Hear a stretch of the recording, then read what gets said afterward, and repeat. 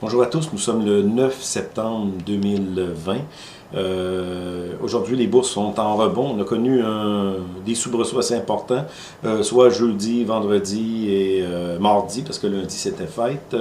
Le 7 septembre, c'est la journée du travail, la fête du travail, donc ici au Canada, aux États-Unis, c'était fermé, ça n'a pas bougé beaucoup. Donc mardi, oui, c'était assez violent comme secousse, surtout Tesla qui perd des plumes depuis quelques temps, depuis les 3 jours.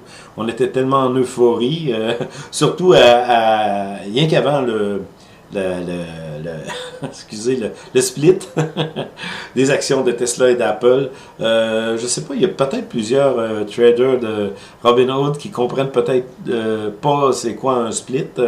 Donc c'est une action, il y a des actions qui sont jamais splittées, comme par exemple Berkshire Hathaway de Warren Buffett n'a jamais été splitté. L'action vaut ben ça dépend, on a la petite action, la grande action qui vaut, c'est 30 000 $. En tout cas, les actions, on peut les splitter. Certaines entreprises, lorsqu'ils grandissent, que le capital grandit, on les split pour avoir peut-être plus, donner accès aux petits porteurs qui voudraient acheter des actions. Donc, mais au niveau de Apple et au niveau de Tesla, on a pris cette direction-là, on a splitté, mais je pense que des personnes qui ne comprenaient pas du tout ce que ça signifiait, parce que tout simplement avant que le split arrive, on a eu une foule d'acheteurs, et probablement c'est ça, des acheteurs qui ont été influencés par Dave Portnoy, excusez, le fameux trader qui est devenu milliardaire et qui a même rencontré Trump, ça fait pas beaucoup de temps, et qui se trouve être le gourou des nouveaux acheteurs qui sont embarqués dernièrement, même un peu avant ça, les nouveaux acheteurs qui le suivent sur Twitter, lui-même qui prenait ses décisions d'achat. On va aller voir ça un peu tout à l'heure avec un jeu de Scrabble. Prenez les lettres de Scrabble, choisissez un titre à partir de ça, il disait tout ce qu'on achète, ça monte. Donc, c'est comme ça que la bourse va progresser durant l'éternité. C'est un peu vrai, c'est ce qui est arrivé après le creux de mars, parce que dans le fond, la Fed a injecté des capitaux d'une manière assez violente dans le marché. Donc, plusieurs ont eu des surplus avec le chômage, surplus de chômage à 600 $ par semaine. Donc, en tout cas, on est arrivé à un état d'euphorie au niveau de Tesla et là, ça commence à crever. Et la question qu'on doit se poser, est-ce que c'est le sommet qui a été atteint ou l'euphorie va reprendre encore jusqu'à ce qu'un jour, la bulle crève. On n'a aucune idée de ce qui va arriver. Mais par contre, on doit se dire que l'action de Tesla est très lourde dans l'indice du Standard & Poor's. Ça, c'est une des raisons pour lesquelles le Standard & Poor's a décroché. Il y a plusieurs actions qui n'ont pas nécessairement connu des baisses significatives. Cependant, le Standard & Poor's a été très, très influencé par les quelques actions qui font sa capitalisation, la force de l'indice, parce que dans le fond, plus qu'on a une action qui est capitalisée au niveau des règles du Standard & Poor's, ben, ça, on va regarder ça tout à l'heure dans les graphiques. Fait que, rapidement, là, mais plus que la proportion du titre lui-même, comme Tesla, comme Amazon, en tout cas, je ne sais pas si Tesla, oui, fait partie. Mais en tout cas, on va regarder ça, là, tout ça, que l'influence est très, très forte lorsque les poids lourds, on va dire, crashent ou connaissent des pertes importantes. Donc, il y en a qui disent que c'est vraiment quelque chose qui n'est pas normal. Et c'est un peu ce qui est arrivé aussi dans les années 2000. Je me souviens encore, les poids lourds pesaient très, très fort sur les indices, les poids lourds technologiques. Et c'est la même déformation qui est arrivée, surtout sur le Nasdaq, lorsque les poids lourds ont commencé les poids lourds qui étaient souffler au niveau de la spéculation, ont commencé à descendre, à connaître des baisses importantes, mais l'indice principal, le Nasdaq, au niveau des technologies, a suivi et ça a été la dégringolade pendant 3 ans à peu près, du sommet jusqu'au creux, là, 2 ans et demi, 3 ans. Donc, on ne sait pas ce qui va arriver. Cependant, moi, je vous dis encore que hey, ça se peut pas, là. On a des PE Tesla, je pense que le sommet de son PE, là, revenu via la capitalisation boursière, a atteint 1200, c'est du jamais vu. C'est vraiment abominable. Les autres compagnies technologiques, c'est 100. Puis d'habitude, un PE, c'est pour être pas pire, ben, pour être bien, c'est 20, 40, c'est très très bon. Mais là, on atteint des courts bénéfices. C'est-à-dire le bénéfice d'une entreprise et sa capitalisation n'est pas justifié. C'est ça que ça veut dire tout simplement. Mais là, on a une capitalisation qui est effrayante comparée aux revenus. Ben, les revenus, probablement, hein, on peut avoir de l'espoir sur Tesla parce que Tesla, comme je vous dis, il y a plusieurs autres cartes dans sa manche. Là.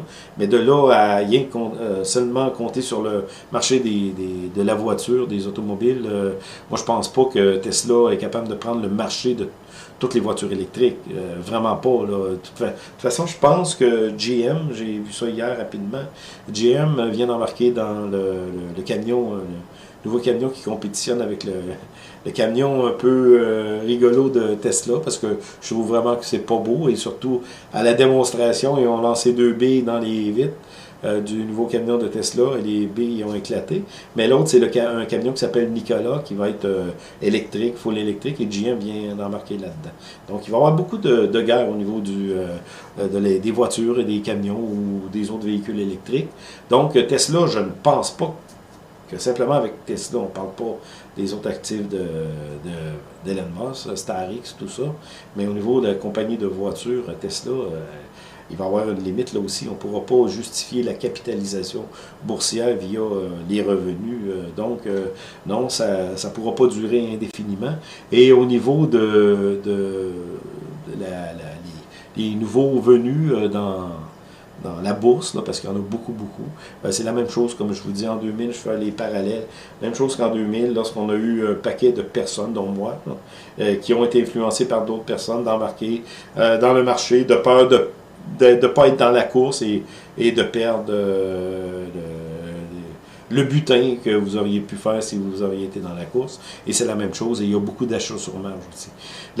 L'achat sur marge, ce qui est pernicieux, c'est que quelqu'un, par exemple, ben, on dit même qu'avec les traders de Robinhood, c'est pas des hautes fortunes qui sont là-dedans. On dit que c'est à peu près une moyenne de 2000 $ par compte. Donc, 2000 $ par compte.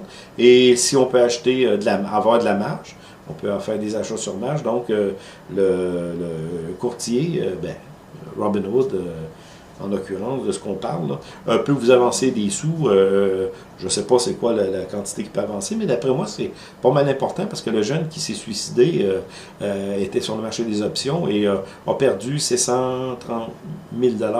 Mais là, après, on a dit c'était peut-être pas ça, peu importe, mais lui s'est suicidé. Il était trop tard pour le savoir, mais quand même, il donne beaucoup de marge. Et le danger avec un compte marge, admettons, vous avez 2000 $ et on vous donne jusqu'à 10 000 $, donc 8 000 $ de prêt, une marge de crédit, mais pour acheter des actions. Quand ça va bien, c'est le fun parce que vous avez un effet multiplicateur. Mais lorsque ça ne se déroule pas comme vous pensez, ça ne prend pas 50% pour perdre tout votre capital et en plus devoir des sous. Donc, si vous avez 2000 $, vous avez un 10 000 $ d'actions, Tesla par exemple. Si vous descendez de pourcentage, mettons, comme là, on a eu une baisse de 20%, 20%, ça descend rapidement. Donc, vous avez perdu votre capital. Premièrement, vous avez perdu votre capital. Puis ce que vous avez comme marge, vous pourriez dire, bon, ça va rester comme ça, puis à un moment donné, ça va monter, ou ça peut continuer à descendre, mais vous pouvez avoir un appel de marge, une margin call qu'on appelle. Donc, lorsque vous avez un appel de marge de votre courtier, c'est là que c'est vraiment dangereux, parce que vous pouvez être obligé de remettre ce que vous devez, donc vous n'avez plus de capital, et en plus, vous devez de l'argent. Donc, c'est terrible pour quelqu'un qui est jeune, qui avait un 2000 $ que le gouvernement américain lui a donné via ses programmes. Il s'est ramassé avec ça, il a ouvert son compte, il a dit « Moi, je suis sur le chômage, j'ai du temps, je vais m'asseoir devant mon ordinateur et je vais trader. » Et j'ai eu une marge et tout est balayé, mais en plus, il doit de l'argent. Donc, dans une dégringolade comme on a connu, 20% probablement, il y a certains qui devaient avoir de la difficulté à respirer et des palpitations assez rapides dues au fait que la dégringolade a été raide.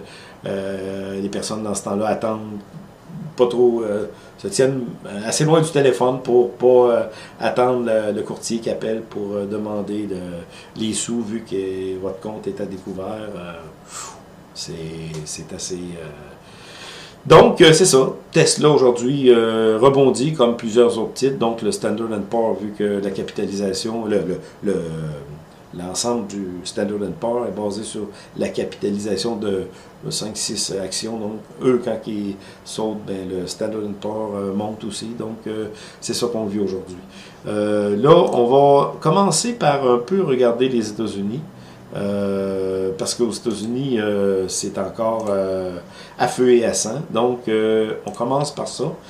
Aux États-Unis, comme vous le savez, si vous ne le savez pas, vous avez peut-être plus intérêt à suivre les nouvelles américaines, ou en tout cas les nouvelles qui sont peut-être pas trop biaisées, mais malgré qu'aux États-Unis, je pense que pas mal tout le monde le sait, là, Los Angeles, en plus la Californie, les feux sont là, et c'est du jamais vu au niveau des feux de forêt, tout ça. Donc, ça va pas trop bien. Los Angeles, ça va pas trop bien. San Francisco, ça va pas trop bien. Les personnes, après le confinement, coronavirus, ont déserté les grandes villes.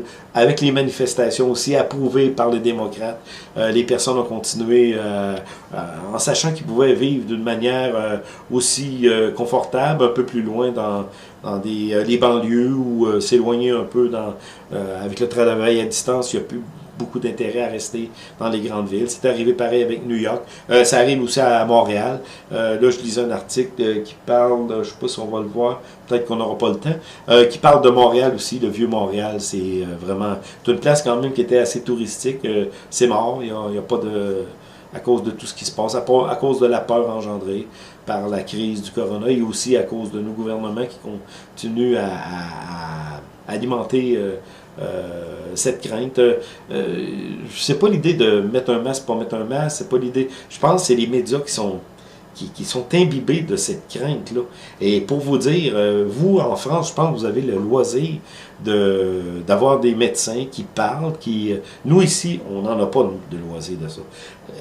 L'entrevue que j'avais mis sur ma dernière vidéo, je ne sais pas si vous l'avez vu, ben c'est une petite entrevue, un bout d'entrevue avec l'ancien député et a été chef du parti Québec solidaire ici au Québec, Amir Kadir, qui a été très longtemps chef et médecin, donc a parlé à Denis Lévesque, l'émission de Denis Lévesque. Je vous le rappelle parce qu'elle n'existe plus, cette vidéo-là. Moi, la première fois que j'ai vu ça, là, peut-être 2-3 jours, j'avais vu ça tout simplement. Moi, j'ai plus le câble, là, ça fait longtemps, donc j'ai une antenne sur ma demeure, j'ai les 5 postes de base, là, très clair, haute définition avec ma télé haute définition, mais ça, de toute façon, je regarde vraiment plus les nouvelles traditionnelles. Ce que je fais le matin, je regarde par contre tous les journaux. Aux journaux, on va dire plus traditionnels. Je regarde la presse.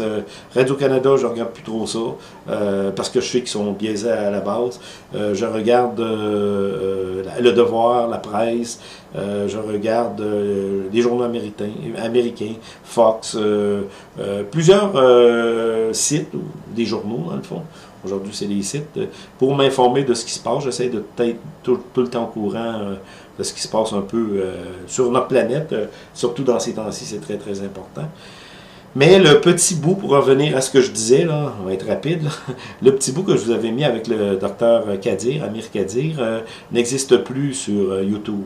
Moi, je l'avais vu sur YouTube, parce que sur YouTube, on se trouve à avoir la possibilité d'aller voir les nouvelles, mettons, de Radio-Canada, TVA, LCN, peu importe. Et c'était là, j'avais vu ça, grand écran, full écran, tout était beau. Et puis, quand j'ai essayé de trouver le petit bout, je ne l'ai jamais trouvé. Donc, j'avais pris ce bout-là que quelqu'un d'autre a mis ensuite, là, en ayant filmé l'écran de télévision. Vous voyez, c'était pas une grosse qualité, mais quand même, Amé Kadir mettait en doute, ben, il parlait de l'hydrochloroquine, de Raoult et l'autre médecin, je me souviens pas, un médecin français. Et ensuite, on a le petit bout de Bill Gates qui dit qu'il faut que tout le monde soit vacciné sur la planète. Martineau, lui, Martineau, là, on n'en parle pas, c'est pas un journaliste, c'est un polémiste. Tout ce qu'il veut, c'est faire de la contradiction. Il dit une affaire, il dit une autre affaire après. Mais Martineau, justement, sur l'hydrochloroquine, s'en moque carrément. Et il se moquait dernièrement. Quel ignorant. Il se moquait dernièrement du fait que Bill Gates veut vacciner la planète. Dans le petit bout que je vous ai montré, ben, vous l'avez probablement vu ailleurs, Bill Gates le dit carrément. C'est son but de vacciner la planète en entier après le coronavirus, la crise qu'on a eue du coronavirus. Donc, c'est pas inventé, c'est lui-même qui le dit. Mais Martineau, ce journaliste, qui n'est pas un journaliste, c'est un polémiste. Ce qu'il veut, c'est créer une polémique pour que les journaux se vendent plus et pour mettre la publicité des gouvernements, que ce soit dans les journaux. C'est vraiment pour vivre qu'il fait ça, mais c'est pas sérieux, ça. Non, je le trouve pas sérieux. En tout cas, tout ça pour dire que le docteur Amé Kadir, qui a amené une opinion contraire à ce qu'on peut voir dans les médias ici au Québec, a été banni tout simplement. On ne le voit plus. On ne peut plus trouver cette entrevue-là avec Denis Lévesque. En tout cas, si vous la trouvez, vous m'apposterez. Je parle sur Internet. Là. Elle doit exister à quelque part, quelqu'un a sauvé ça, mais plus trouvable. Donc, on voit très très bien que la manipulation des médias continue. Et il faudrait l'inventer. Si je vous le disais, c'est comme le sommet de Davos. Quand je parle de ça à des personnes, il y a un grand reset qui s'en vient, un reset monétaire. Je ne me suis pas encore fait traiter de complotiste parce que je dis, allez voir, allez voir. Et vous lisez le site lui-même du sommet de Davos. Écoutez, c'est clair, c'est World Economic Forum. Je vous en avais déjà parlé. Écoute, on lit ça, puis on ne peut pas croire que... C'est ça. Allez-y, prenez vos informations. Là, c'est pas une personne qui écrit ça, c'est le Forum économique de Davos, qui va être en 2021, qui aurait été reporté en juin, mais probablement à cause des manifestations aux États-Unis, parce qu'il va en avoir beaucoup.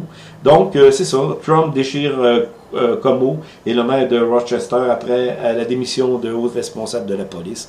Où en effet, je pense que c'est le chef de police a pris sa retraite prématurément parce qu'aux États-Unis, c'est vraiment effrayant ce qui se passe au niveau des policiers. Ils se font cracher dessus, ils se font insulter, ils n'ont pas des fortunes comme salaire et ça démissionne. Et lui, lorsqu'il a démissionné, il y en a plusieurs autres personnes, des policiers qui ont démissionné. On va aller faire d'autres choses. On va aller livrer pour Amazon, on va aller vendre de la pizza. Je sais pas trop, mais être policier, c'est rendu une tare aux États-Unis. Donc, les policiers démissionnent en bloc et Trump est vraiment, vraiment pas content de ce qui arrive à New York parce qu'on se trouve avoir les démocrates en ce moment encouragent les manifestations, disent que les policiers sont racistes.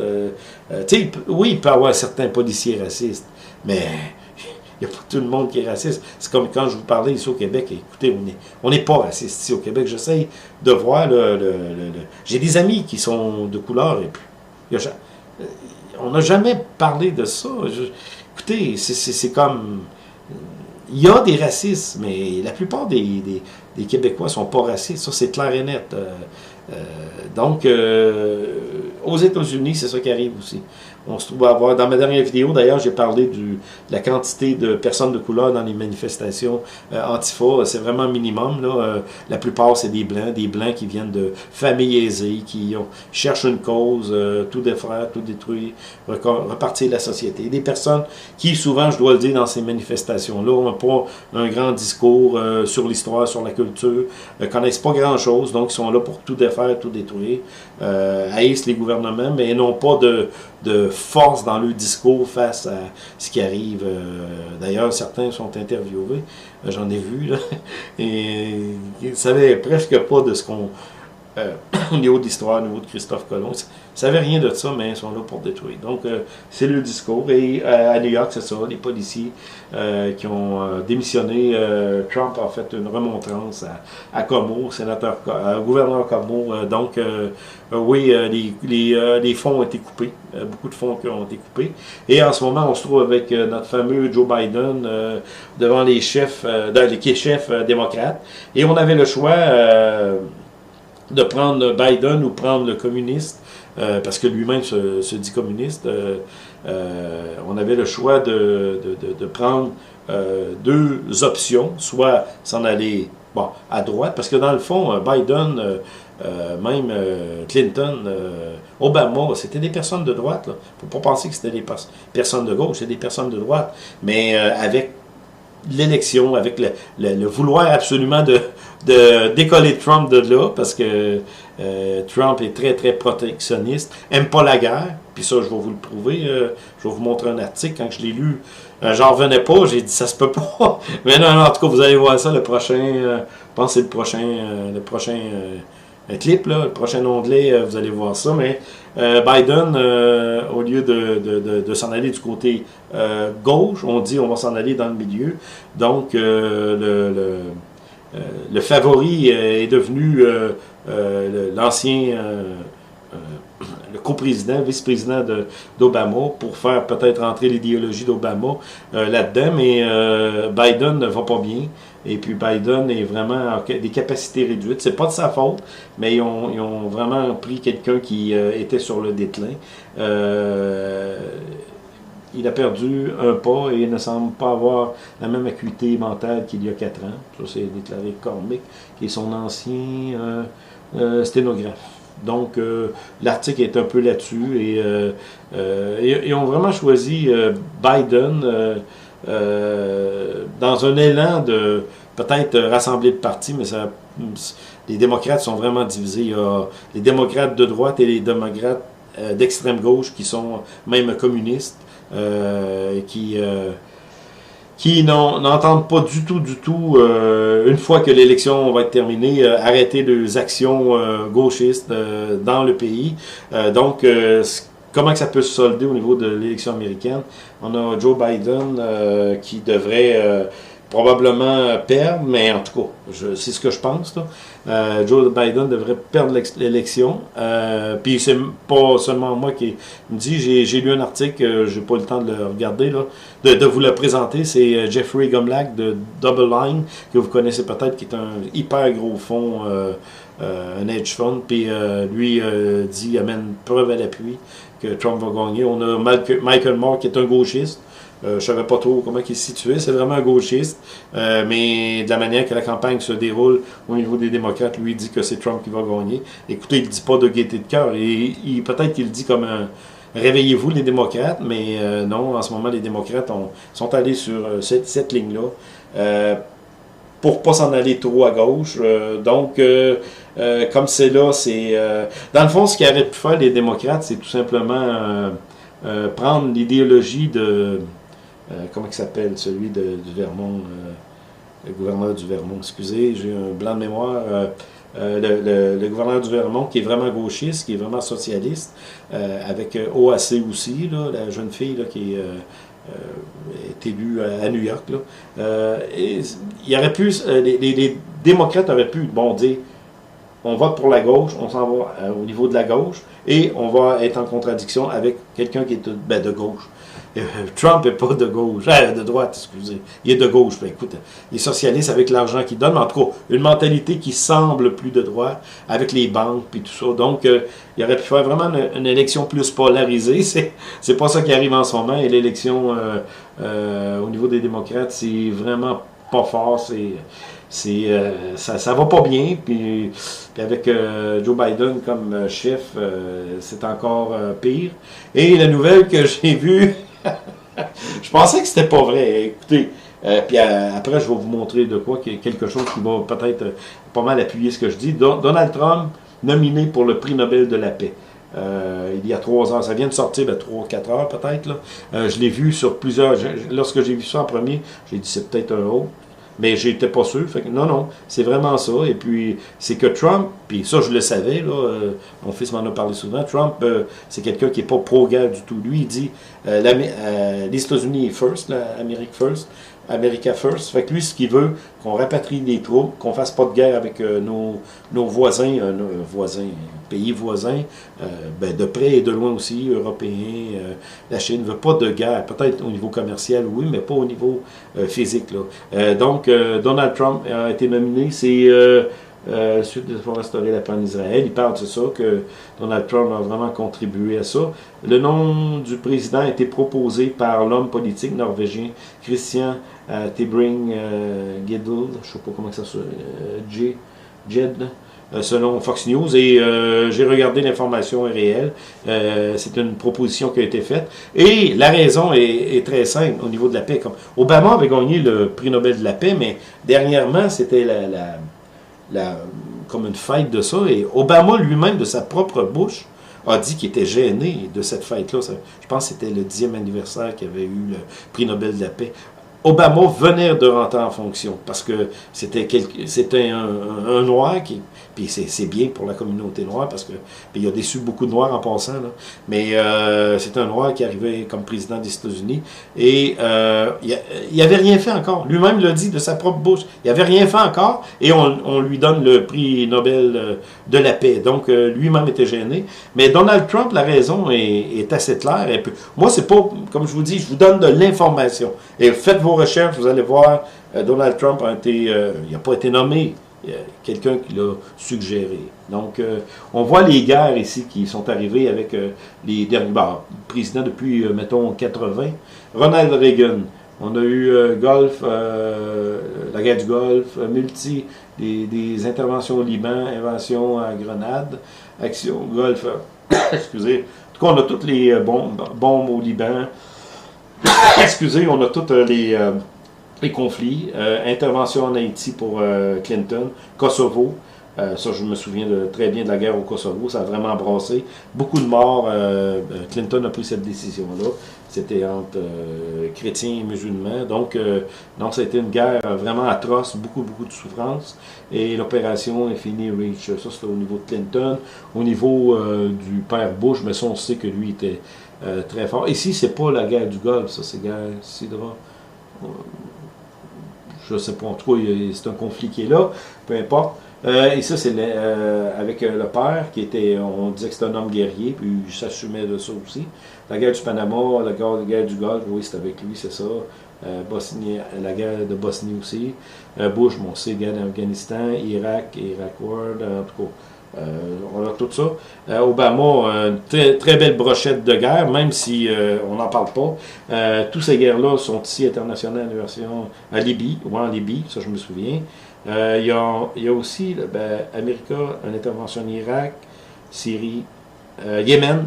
Yémen, Obama a envoyé des drones de manière secrète pour bombarder les Yéménites qui étaient en révolte un peu avec l'Arabie Saoudite, mais ça a vraiment brassé beaucoup de morts.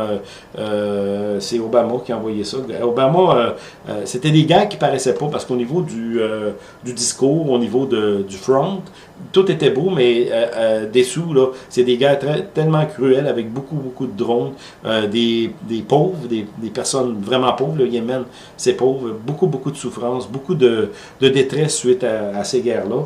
Et regardez Donald Trump, feuille blanche jusqu'en 2017.